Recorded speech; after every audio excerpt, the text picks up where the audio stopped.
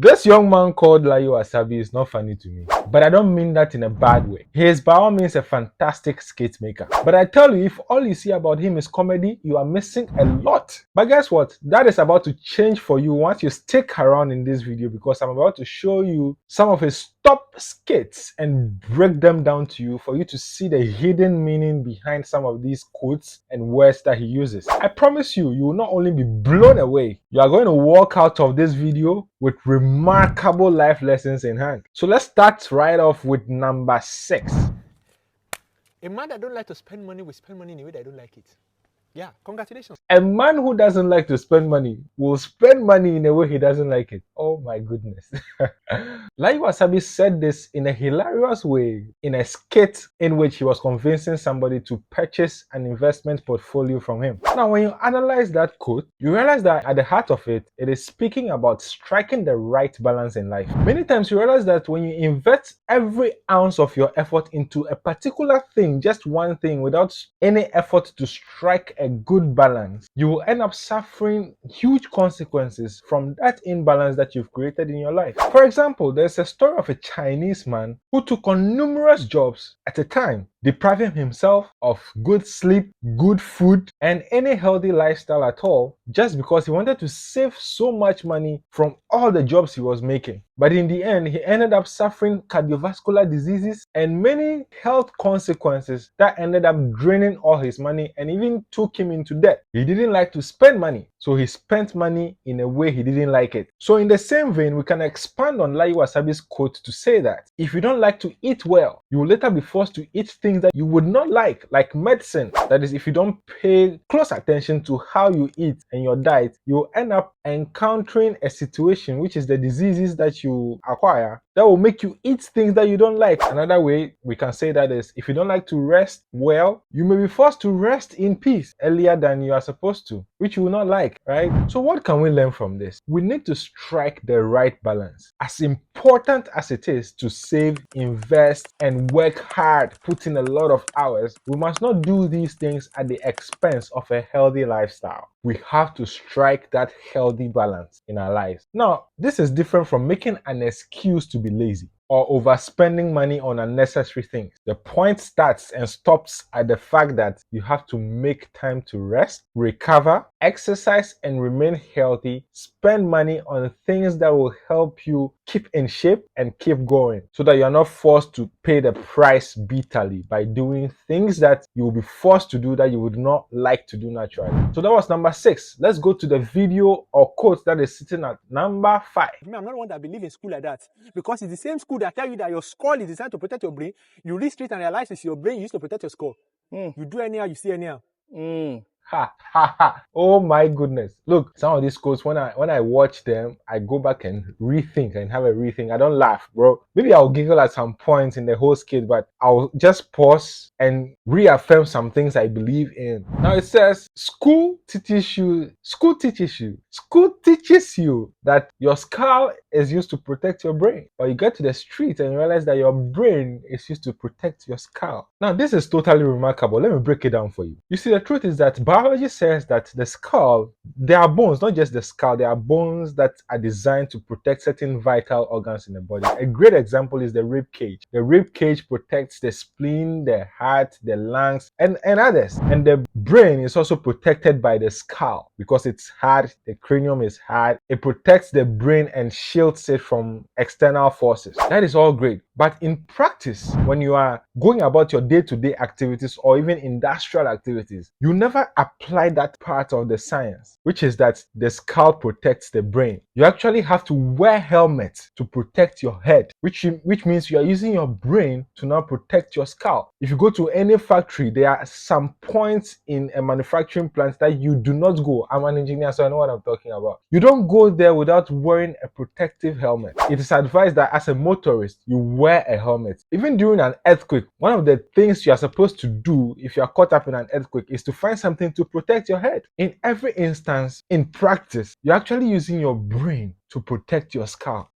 goodness. So in real life, you realize that there are many times that you may need to do certain things that are against what you are taught in school. Now, what can we learn from this? Don't rely on school knowledge alone and trust it to get you through life. See the entire world around you as a school that you need to constantly learn from so that you can always improve. Otherwise, you may be intelligent but foolish at the same time. Just to give you some examples, there are things that are not taught in school that are very relevant to life. Examples are speaking to people with eye contact, the importance of being confident in yourself and believing in your abilities, finding your passion, dressing appropriately, setting goals and achieving them by working towards them relentlessly, learning to make and grow wealth, and many other virtues that are important. They are not taught in school, most of them. And worse, sometimes what is taught in school is against what you are supposed to practice. So a great example of that one is also that in school, you are taught to take instructions. When a question says describe and you illustrate, or it says list and you go ahead to describe as a narrative, it's wrong. You've used the wrong approach and you'll be marked incorrect. So you always have to pay attention to instruction and follow exactly what you are told to do. But in life, sometimes your biggest rewards will come from standing against the norms that already exist in society and making sure that what is in you, the change that is in you, is brought out and effected in the world. So in order to get the best out of life, you have to be a lifelong student. You have to be attentive in life as you were attentive in school so that you can learn the methods that work on the streets of life, not just in school. That is why for me, I recommend that anywhere you stop and encounter anything in life, pause and ask yourself, what can I learn from this? Look, that's a principle that will not fail you, trust me. So that was number 5. Let's move to the top Layiwasabi quote or video that sits at number 4. Oh, but before we do that, if you are new to this channel and you are watching this on YouTube, hit the subscribe button below, turn on the notification bell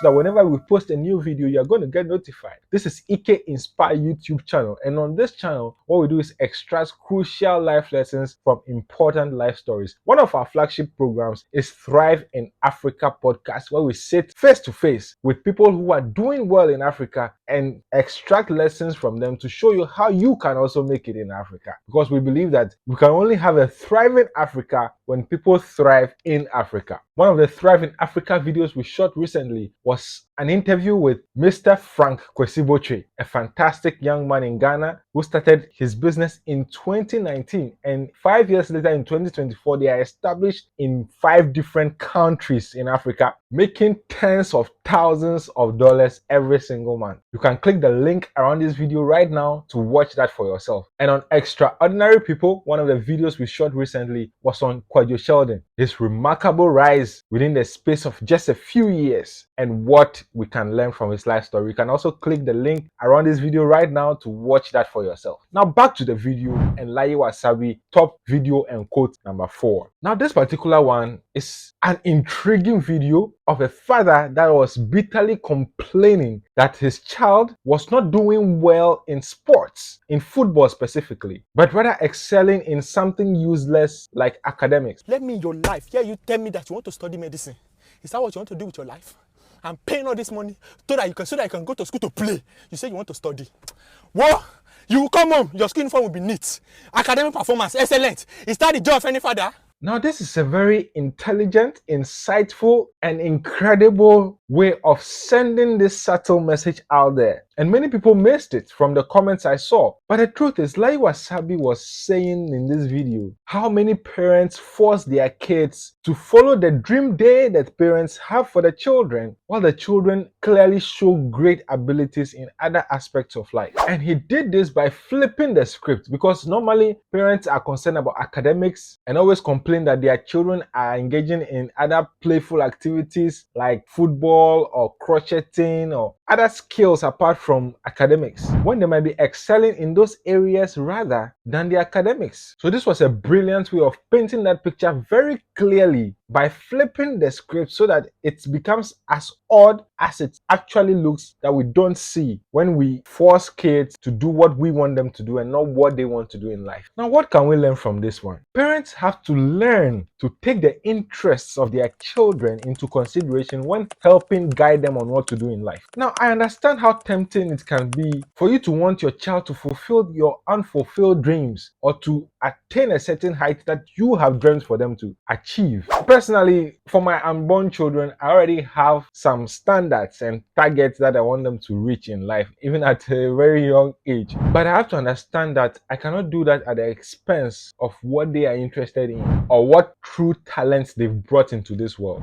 We have to understand that we may not necessarily know better as we think we do. So we have to be humble enough to learn what the child has in them and guide them, be like moderators that will just hold their hands and guide them to make the fullest expression of whatever gifts that God has deposited in them. There are so many people who grow up regretting following the paths that their parents or guardians forced them to toe. So let's not, in the spirit of helping our kids achieve greatness, rather hinder their truest potentials instead. Layi, stop video or quote number 3. Let me tell you something. Do you know that hard work pays, but minimum wage? That is why billionaires don't work to create money, they work to create value. What work in this world is worth $1 billion? Are you joking with me? But Elon Musk is worth $234 billion because that is what he worth, not what he work. This is another favorite one of mine, and it sits at number 3 for a reason. Hard work pays but minimum wage. My goodness. Billionaires work to create value. They don't work to create money. Elon Musk is worth billions because that is what he worth, not what he worked. Oh my goodness. I tell you, the first time I saw this kid, I probably laughed at some points, but beyond that, I took some seconds to strengthen my resolve, to sort of meditate briefly and strengthen my resolve to always work to create value and not work for money. This idea is so remarkably true that almost every famous person that you know or everyone who you'd consider very successful in life holds this idea. I'll give you a few examples. And the idea is that working for money does not actually produce wealth as compared to working to create value in this world. So what can we learn from this? Well, for this lesson, don't take it from me. Take it from the best, big, famous, renowned people who know better than I do. So first, Robert Kiyosaki, the author of Rich Dad Poor Dad, the remarkably famous book on wealth, said, "The poor and middle class work for money, but the rich have money work for them. And this is simply because they will focus on assets and creating value." Secondly, Albert Einstein, the renowned theoretical physicist, also said, "Try not to become a man of success, but rather to become a man of value." Those were his words. Exactly. Value is the key. Thirdly, we'll look at Steve Jobs, co-founder of Apple. He said he died a billionaire, and these were his words. "Being the richest man in the cemetery doesn't matter to me." My goodness, listen to this. "But going to bed at night saying we've done something wonderful, that is what matters to me." So these are 3 renowned people: Albert Einstein, Steve Jobs, Robert Kiyosaki. 3 renowned people all talking about the essence of creating value and not chasing after money. How remarkable. And Layiwasabi said this in passing. You will hear it and laugh at it, but it is profound wisdom he's dishing out like that. So that was number 3. Let's go to the video or quote that sits at number 2. And what we can learn from it. Are you ready? Anybody that is more successful than you has more information than you. Without the right information you keep walking about, it is information that makes one fly. That's why they say info, lay of info.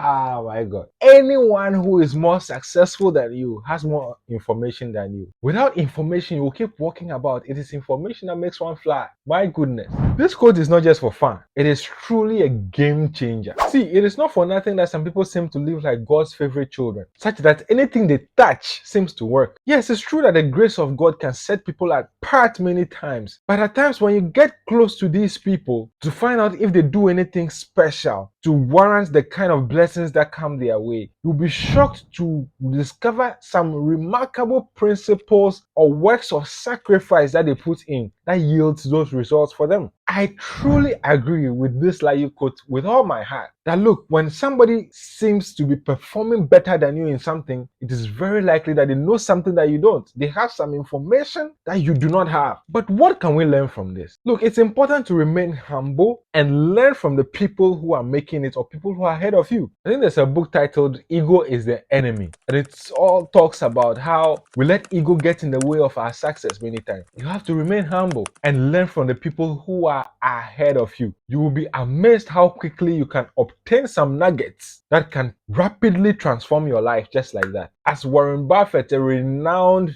billionaire investor, once said, the more you learn, the more you earn. So keep learning, keep asking, keep acquiring knowledge, and you will acquire the other things as well. So that was number 2. Let's go to the top lie video that we are looking at, why it's so remarkable, and what we can learn from it. So at number 1, here comes. Drum roll, please. Oh yeah. Let me tell you something. Overthinking does not solve problem, because overthinkers often don't even have enough time to do, as overdoers don't have enough time to think.